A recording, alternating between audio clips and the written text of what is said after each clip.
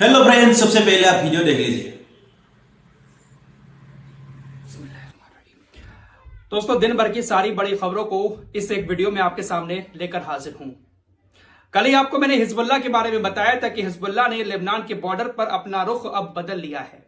Hezbollah अब लगातार Israel के ऊपर हमले कर रहा है, जबकि इजराइल भी बदले में लेबनान के आम लोगों को निशाना बना रहा है। एक बहुत बड़ी खबर आ रही है। हिजबुल्लाह ने कल इजराइल के एक बहुत महंगे ड्रोन को मार गिराया था और उसके कुछ देर के बाद बहुत सारी मिसाइलें इजराइल के गोलान हाइट्स और गलील एरिया में दागी। अल जजीरा की रिपोर्ट के मुताबिक तकरीबन 40 मिसाइलें हिजबुल्लाह की तरफ से दागी गई हैं और इन 40 मिसाइलों ने इजराइल को कितना नुकसान पहुंचाया है आपको यह भी बताऊंगा, क्योंकि 40 मिसाइलें कम नहीं होती हैं। दरअसल इजराइल के अंदर मांस बहुत ज्यादा खाया जाता है, चिकन वगैरह, सफेद चिकन।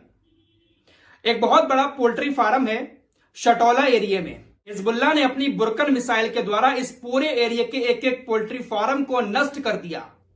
इजराइल के अंदर ज्यादातर मांस जो जाता था, तकरीबन 70% सफेद मांस इसी एरिया से जाता था। यहीं पर सबसे ज्यादा पोल्ट्री फार्म बने हुए थे। उन सभी पोल्ट्री फार्म को हिजबुल्लाह ने अपनी बुरकन मिसाइलों से नष्ट कर दिया। तकरीबन 40 मिसाइलें दागी गई हैं, जो कि छोटा मोटा हमला नहीं है। इजराइल को एक बहुत बड़ा नुकसान हिजबुल्लाह ने अपनी बुरकन मिसाइल के द्वारा पहुंचाया है।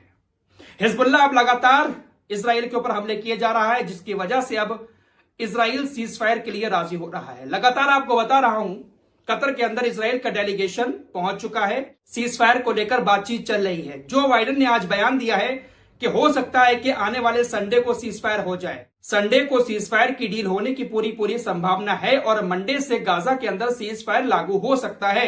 यह बड़ी बात आज जो बाइडेन की तरफ से कही गई है।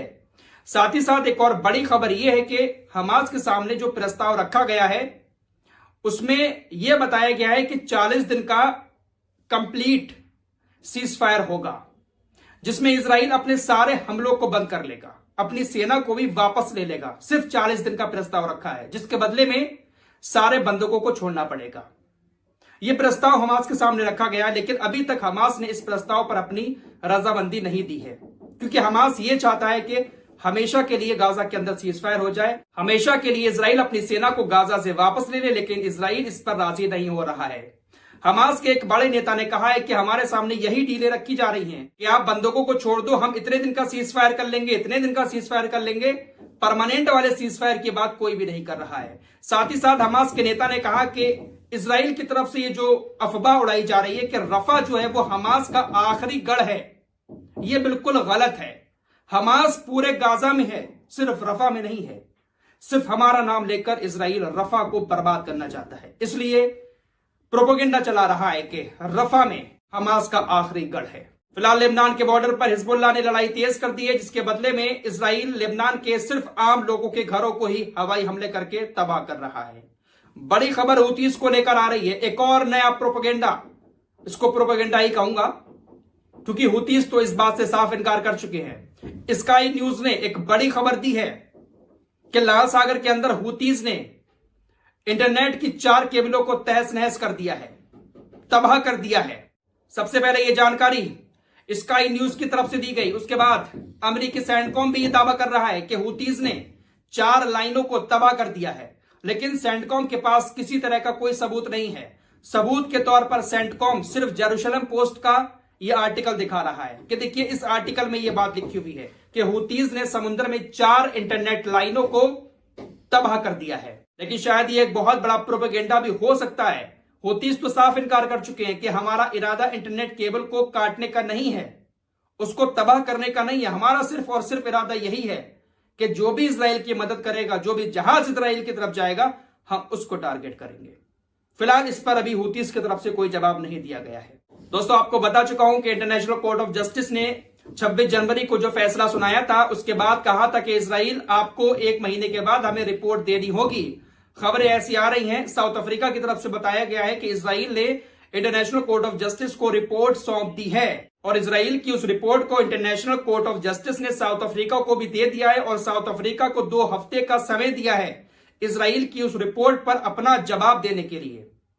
इजराइल ने 1 महीने में जो कुछ किया है गाजा के अंदर वो सब कुछ दुनिया ने देखा है, लेकिन इसके बदले में इजराइल ने क्या रिपोर्ट दी है इंटरनेशनल कोर्ट ऑफ जस्टिस में, यह अभी बात सामने नहीं आई है। क्योंकि साउथ अफ्रीका ने कहा है कि हमें कोर्ट ने आदेश दिया है कि आप इजराइल की इस रिपोर्ट को अभी पब्लिश नहीं करेंगे, हम आपको 2 हफ्ते का समय देते हैं। 2 हफ्ते के बाद कोर्ट में ही इजराइल की यह रिपोर्ट दुनिया भर को दिखाई जाएगी और उसके बाद आपको इसके बदले में जवाब देना होगा। मिडिल ईस्ट से एक और बड़ी खबर आ रही है। रूस, चीन और ईरान तीनों देशों की सेनाएं मिलकर एक बैठक करने जा रही हैं और इस बैठक में फैसला लिया जाएगा कि तीनों देशों की सेनाएं मिडिल ईस्ट के अंदर अपना युद्ध अभ्यास करेंगी।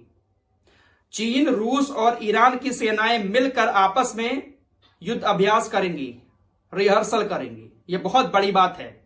खबर आ रही है कि एक बार फिर जॉर्डन और फ्रांसीसी सेना ने मिलकर गाजा में बहुत बड़ा एयर ड्रॉप किया है। समुद्र में बहुत सारे बॉक्सेस गिराए हैं जिसको जो मछुआरे हैं गाजा वगैरह के, वो अपनी नाव में लाद कर गाजा की तरफ लेकर आए हैं। समुद्र में एयर ड्रॉप किया, गाजा के मछुआरे अपनी नाव को लेकर वहां पर पहुंचे और बड़ी तादाद में बॉक्सेस लेकर वो खाने पीने के गाजा के अंदर आए हैं। इतिहास का सबसे बड़ा एयर ड्रॉप इसको बताया जा रहा है। हवा में हेलीकॉप्टर उड़ते हैं सामान लेकर और नीचे गिराया जाता है बॉक्सेस को, उसको एयर ड्रॉप कहते हैं। इतिहास में इतना बड़ा एयर ड्रॉप बताया जा रहा है, कभी नहीं हुआ जितना बड़ा कल रात फ्रांसीसी और जॉर्डन की सेना ने मिलकर किया है। एयर ड्रॉप अगर अभी हो सकता है तो ये एयर ड्रॉप आज से 2-3 महीने पहले भी हो सकता था, लेकिन 2-3 महीने से गाजा के लोग भूख से तड़प रहे हैं। किसी ने एयर ड्रॉप किया, बॉर्डर पार से भी कोई चीज नहीं फेंकी। फिलहाल जॉर्डन ने ये जो कोशिश की है, इस कोशिश की हम सराहना करते हैं। अगर और भी देश आसपास के गाजा के लिए इतना सोचने लगे थोड़ा बहुत, तो शायद गाजा के लोगों की भूख प्यास खत्म हो सकती है। दोस्तों, कल आपको खबर दे चुका हूं कि हिजबुल्लाह ने इजराइल के एक बहुत बड़े और बहुत महंगे ड्रोन हरमीस 450 UAV को एक मिसाइल के जरिए मार गिराया। ऊपर से आग में जलता हुआ ड्रोन नीचे आकर गिरा। हिजबुल्लाह ने जिस मिसाइल का इस्तेमाल किया था वो ईरान की 358 मिसाइल थी, जिसकी कीमत मात्र $50,000 थी। और इजराइल का जो ड्रोन तबाह हुआ है, जो पूरी तरह से नष्ट हो गया है, उसकी कीमत $2 अरब। $50,000 की मिसाइल से $2 अरब का ड्रोन पूरी तरह से तबाह कर दिया। एक बड़ी खबर उत्तर प्रदेश से आ रही है, वो भी आपको बता देता हूं। आप लोग शायद अब तक सुन चुके होंगे। समाजवादी पार्टी के एक वरिष्ठ नेता शफीकुर रहमान वर्क संभल के सांसद थे, इनका इंतकाल हो चुका है। मुरादाबाद के एक हॉस्पिटल में इन्होंने आखिरी सांस ली। शफीकुर रहमान वर्क समाजवादी पार्टी के एक बहुत वरिष्ठ नेता हुआ करते थे।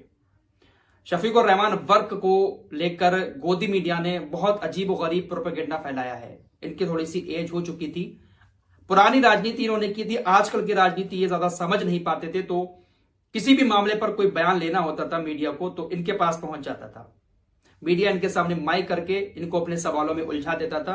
अब पुराना दिमाग था इनका, पुरानी राजनीति में और आज की राजनीति में बहुत फर्क है, तो ये उसी हिसाब से मीडिया को जवाब देते थे और मीडिया इनके शब्दों को तोड़ मरोड़ कर ऐसा दिखाता था कि पूरा बयान समाजवादी पार्टी का है। मिलते हैं एक और नई वीडियो के साथ, तब तक के लिए अपना ख्याल रखिए। अल्लाह हाफिज।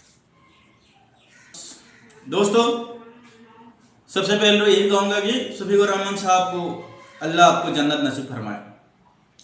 और गाजा जो है, गाजा में सीज़फायर हो जाना चाहिए। 40 दिन का नहीं है, परमानेंटली सीज़फायर होना चाहिए। परमानेंट सीज़फायर होने के बाद गाजा के लोगों को थोड़ा राहत मिलेगा, सुख शांति आएगा, अपना फैमिली से मिलेगा, है ना। और जो भी प्रोपेगेंडा फैला रहा है देश की मीडिया, दुनिया की मीडिया, तो आप उससे दूर ही रहे। दोस्तों, वीडियो आज के लिए इतना ही है। तब तक के लिए मिलते हैं नया वीडियो में। खुदा हाफिज।